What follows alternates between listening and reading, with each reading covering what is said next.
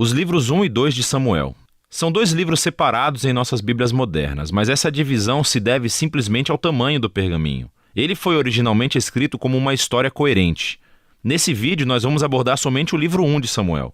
Depois que Israel foi resgatado da escravidão no Egito, eles fizeram um pacto com Deus no Monte Sinai e finalmente chegaram à Terra Prometida. E ali, Israel deveria ser fiel a Deus e obedecer aos mandamentos da aliança. Antes do livro de Samuel, os juízes mostraram como Israel falhou feio nessa tarefa. Foi um período de caos moral e mostrou a necessidade de Israel por líderes sábios e fiéis. O livro de Samuel fornece uma resposta para essa necessidade. A história do livro de Samuel se concentra em 3 personagens principais: o profeta Samuel, de onde o livro recebe o nome, depois o rei Saul e depois disso o rei Davi. E todos os 3 fizeram a transição de Israel de um grupo de tribos governado por juízes para um reino unificado governado pelo rei Davi em Jerusalém. E o livro de Samuel tem um design fascinante que tece a história desses 3 personagens juntos em 4 partes principais. Samuel, o líder principal e profeta, na primeira seção do livro, também desempenha um papel fundamental na próxima seção, que é a história de Saul. E é narrado em 2 movimentos, a ascensão de Saul ao poder e depois os seus fracassos. A segunda parte é sobre a sua queda e a sua morte trágica. E o drama da morte de Saul é correspondido pela ascensão sensacional de Davi ao poder. E a história de Davi é contada em 2 movimentos. Primeiro, ele conta o seu sucesso, seguido por seu próprio trágico fracasso na lenta autodestruição da sua família e depois do seu reino. O livro conclui com um epílogo que reflete sobre toda a história. Então, vamos ver como isso tudo se desenrola. A primeira parte é um segmento do caos vivido no livro de Juízes. E somos apresentados a uma história tocante sobre uma mulher chamada Ana, que está triste porque nunca conseguiu ter filhos. E pela graça de Deus, ela finalmente tem um filho chamado Samuel. Em alegria, ela canta um poema incrível no capítulo 2. E o poema é sobre como Deus se opõe ao orgulhoso e exalta os humildes. Sobre como, apesar das tragédias e do mal humano, Deus está trabalhando os seus propósitos na história. E também sobre como Deus um dia erguerá um rei ungido para seu povo. Agora, o poema de Ana foi colocado aqui no início do livro para apresentar esses temas-chave que veremos ao longo da história, como na seguinte: Samuel cresce e se torna um grande profeta e líder para o povo de Israel, ao mesmo tempo em que os filisteus sobem ao poder como arqui-inimigos de Israel. E nessa batalha crucial, os israelitas se tornam arrogantes, e em vez de orarem e pedirem ajuda a Deus, eles usam a Arca da Aliança como um troféu mágico que lhes concederá automaticamente a vitória na batalha.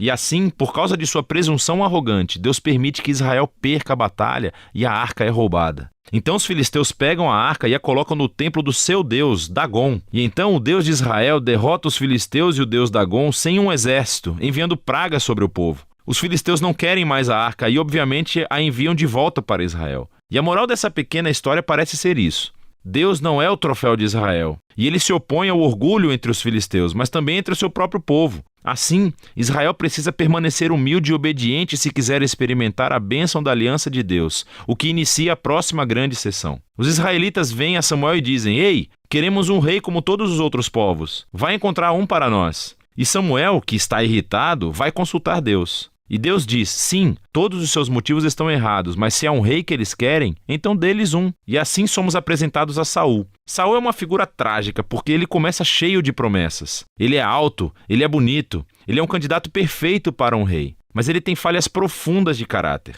Ele é desonesto, ele não tem integridade. E ele parece ser incapaz de reconhecer os seus próprios erros, e essas falhas se tornam a sua queda. Ele vence algumas batalhas no começo, mas suas falhas são tão profundas que ele acaba se desqualificando ao desobedecer descaradamente às ordens de Deus. E assim, o velho Samuel confronta Saul e Israel. Ele havia avisado as pessoas que elas só se beneficiariam de um rei que fosse humilde e fiel a Deus. Caso contrário, os reis de Israel trarão a ruína. Então, ele informa a Saul que Deus erguerá um novo rei para substituí-lo. E assim começa a queda de Saul, à medida em que Deus, ao mesmo tempo, está trabalhando nos bastidores para erguer esse novo rei. É um pastorzinho insignificante, chamado Davi. Ele é o candidato menos provável para ser rei. Mas a famosa história de Davi e Golias mostra que a escolha de Deus por Davi não é baseada no status de sua família, mas simplesmente na sua confiança radical e humilde no Deus de Israel. E assim essa história incorpora todos os temas do poema de Ana. O orgulhoso Saul e Golias são humilhados, enquanto o humilde Davi é exaltado. A partir daqui, vemos Saul perder-se lentamente na loucura, enquanto Davi sobe ao poder.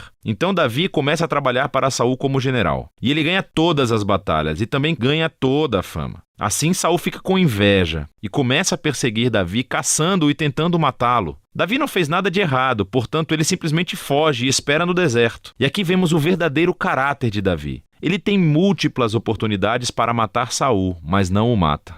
Ele simplesmente confia que, apesar do mal de Saul, Deus erguerá um rei para o seu povo. O que é interessante também é que muitos dos poemas de Davi que você encontra no livro dos Salmos estão ligados a esse período da sua vida, e todos expressam a mesma atitude de confiança. E assim essa seção do livro termina, com Saul chegando a uma terrível morte depois de perder uma batalha com os filisteus. 1 Samuel conta algumas das histórias mais complicadas e bem contadas que você encontrará na Bíblia. E os personagens, Saul e Davi, são retratados de maneira muito realista. E o autor os apresenta como personagens de estudos para que você possa se encontrar neles. Então, na história de Saul vemos um aviso. É crucial que reflitamos sobre as nossas próprias falhas de caráter e como elas prejudicam a nós mesmos e às outras pessoas. Com a ajuda de Deus, precisamos nos humilhar e lidar com o nosso lado obscuro para que a história de Saul não se torne a nossa. Davi, por outro lado, é apresentado como um exemplo de paciência e confiança no tempo de Deus em nossas vidas. Então ele foge para o deserto, sendo perseguido por Saul. Davi tinha todos os motivos para pensar que Deus o abandonara, mas não é isso que ele pensa. Ou seja,